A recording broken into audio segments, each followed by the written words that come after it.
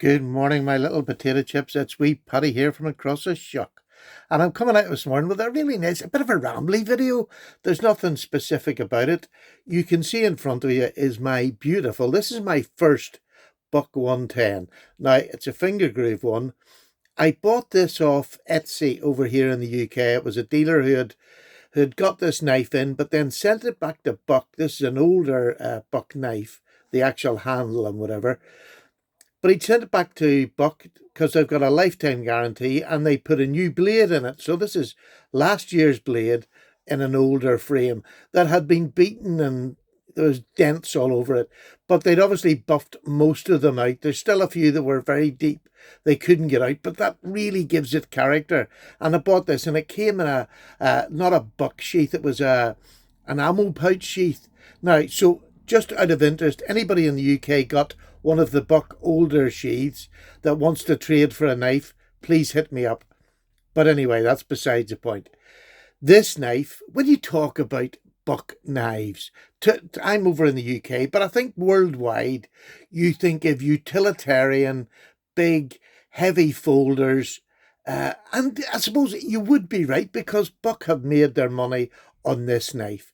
This knife is a world beater as just a really good hunting man's tool, and it sort of goes back in time to what a hunter will carry. This, look at that blade, look at the clip point. Now I love a clip anyway, but until I got this in hand I didn't realize just quite how beautiful the design of this Buck knife was. I'm going back a long time. It's just stunning. It's got the boss heat treatment as well, so it holds an edge really well. It's only 420. Holds I'm not going to go through the specs, by the way, because they've been done a million times. I just wanted to drool on what I believe is just a great utilitarian knife that taken me 5 years of knife collecting to get a Buck 110. Stupid, really. Stupid. But look at the fit and finish in the back. And bearing in mind, this, like you can see at the back here, where it had been dented, but they'd buffed most of it out. This came really shiny. I don't shine the bolsters up. This is just used as an everyday sort of heavy duty knife. I don't use it a whole lot, to be perfectly honest. I'm not great in belt sheath carry, but I do occasionally, especially down around the caravan. I would put this on I have no problem. Or I was going out to do work at, say, one of the daughter's house or something. Not that I do that much either, but I put the easy opening little clip on the top there to open the knife up, which makes a huge difference. It makes it a one-hand opening knife, which I like. Now, great strong pull, great lock up. There is no movement in this knife, none whatsoever. Whether that's because it was sent back to Buck and they redone it, I don't know. But I got the finger groove one because that's the one that was there. I have no preference. I thought this might have been a little bit more uncomfortable because it puts your fingers, but medium large hand, this is perfect. This also adds to the functionality because there's no jimping on the top of a Buck knife, but this just gives you somewhere where your thumb goes. For me, I have it sitting absolutely perfect when I want to bear down into wood with this knife. It came with the factory edge. I've not had to resharpen it yet, but I haven't used it a whole lot. But it's just a wonderful specimen of a knife. I just love that blade. That really sold it for me. Lengthwise, say these are all rough. It's just over 8.5 inches long. The blade length is about 3 3/4 with a cutting edge of 3.5. So we're talking a big knife.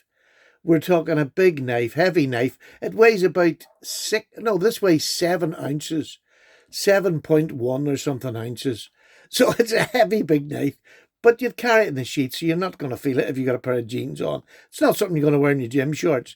But just to sort of give you a comparison, I just got my biggest slip joint. Now, this is a slip joint, but my GEC number 23 pattern. And I just wanted that's how big that GEC is. I mean, I was doing a video the other day and I should have brought this out as a comparison, but it's maybe not even half an inch shorter in the handle, but blade length is exactly the same as the Buck 110. And this is, I said it weighed about 5.5. I weighed it this morning there. It's 6.3 ounces. So there's not that much difference. The difference with this is you get two blades, which is nice. But again, I'm waffling. Here's my today's carry. I just want to show you size comparisons. This is a Taylor's Eyewitness little Barlow. It just looks like a toy sitting beside that. But this does my everyday use. You know, if you put that down, look at the difference.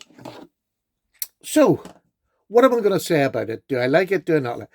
I think it's absolutely smashing. To have in my collection after all these years of not having one, which I find was stupid. And I'll tell you what I did buy, because I always thought this is a knife I probably wouldn't carry, and I maybe didn't need in my collection. But because that clip bait, I now need it. It'll not go anywhere now. This is the Buck 55 I bought years ago. There's a review on this on my channel too. Look at the size of that. It's an exact replica. Now, it doesn't have the finger grooves, but it's the exact replica of the blade, the handle, the bolsters.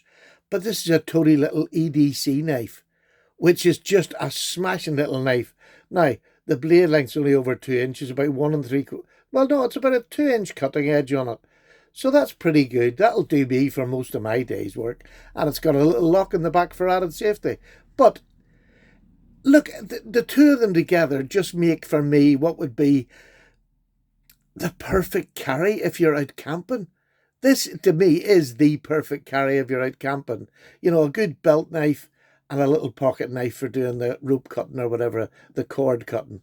Just a beautiful example of buck at their finest. And when I got this, I was just going through the other day how many buck knives I have. And I have 5 buck knives. And buck knives was one of the first big purchases I ever made. And it's when I was a fisherman and I used to do bushcrafting, and I bought this big baby. This is the 278. This is the buck gut cutter. I used this, to be honest, more bushcrafting for cutting paracord. But it's and this knife has only ever really been sharpened on a DC3 that I used to take camping with, and it's razor sharp. And this obviously takes the same sort of an edge. But just a stunning big knife. And I used it. If I show you the tip of this, this knife was being used, battered, cleaned up, put back into use. It's been cleaned now since I've stopped fly fishing. But again, there we go. It's about the same size as a Buck 110. In fact, it's exactly the same size as the Buck 110. And my wife bought this for me, I don't know, many years ago.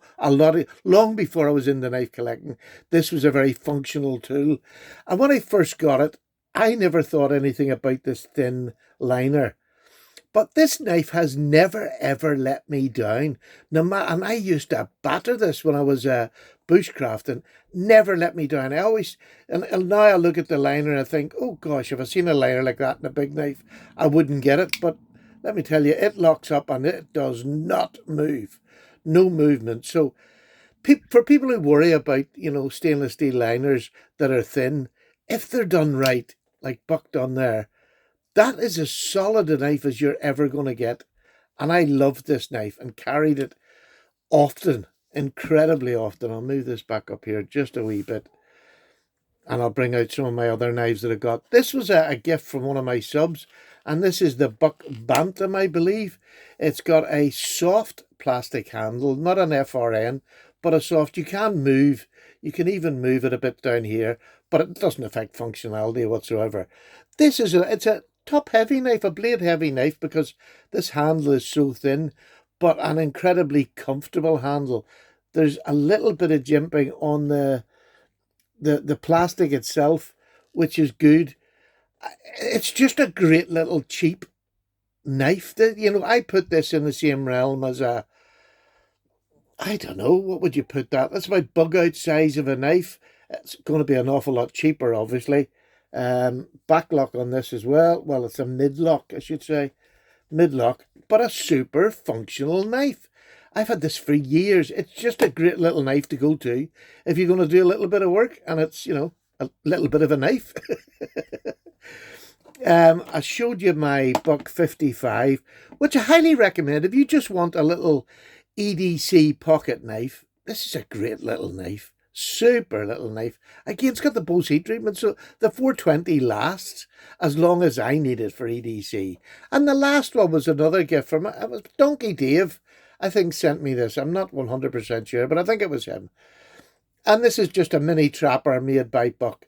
And again, it's just a great little slip joint. Fit and finish of it is great. And I know as a lot of people say that Buck's fit and finish is maybe not great. Well, to be honest with you, I've got 5 knives there, which is not a collection by any means, but I've got 5 knives that I wouldn't swap because the fit and finish on all of them is good. They're functional, good.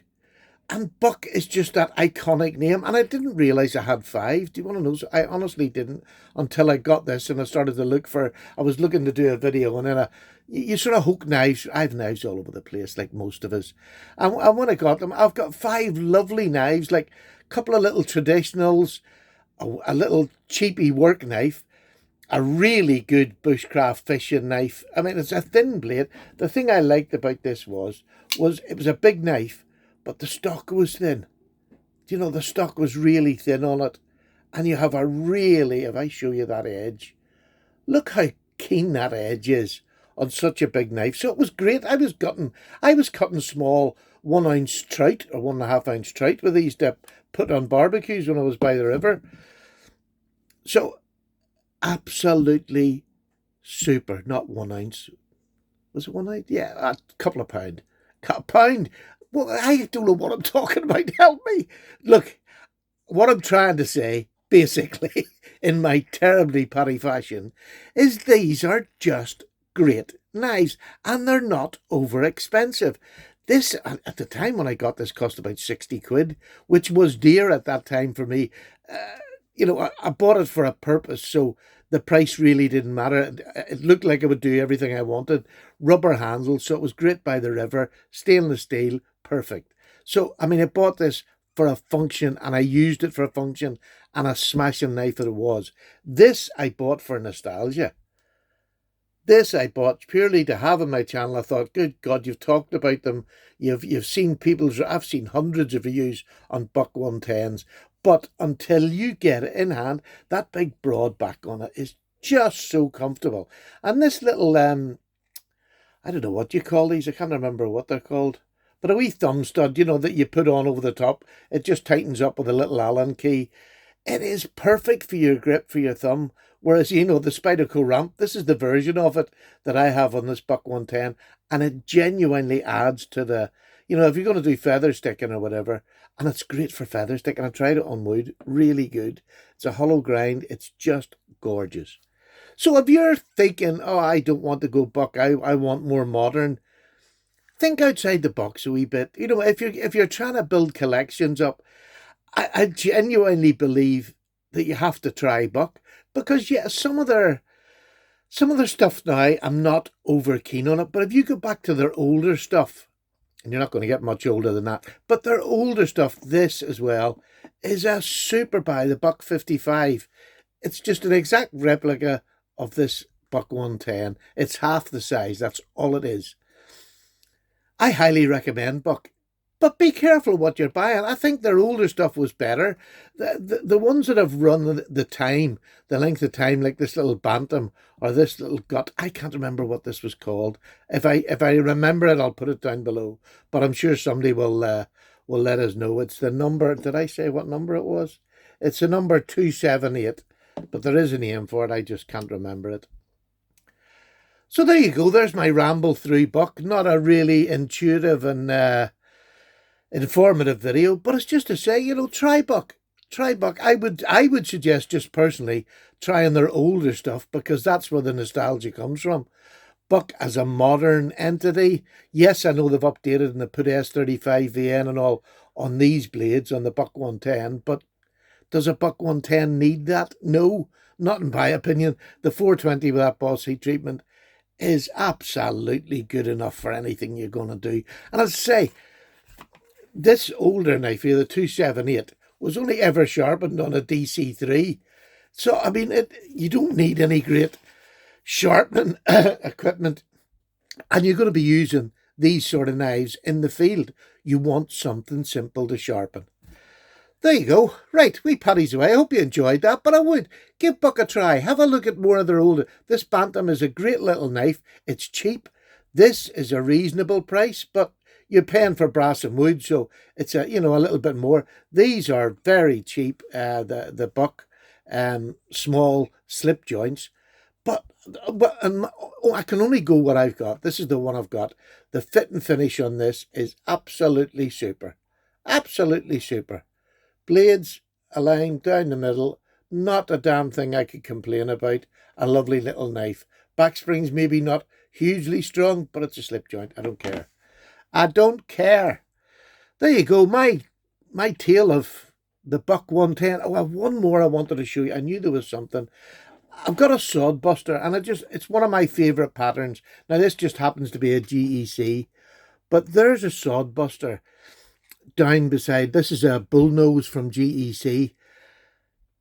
Absolutely. Now, this is just a small one, but this is an amazing work knife. But having that as the backup for it, my goodness, you've got some ammunition on you. You really have. There you go. Take care, everybody. And I'll see you on the next video, which will be a giveaway on Tuesday. All the best. Paddy's gone. Cup of tea time.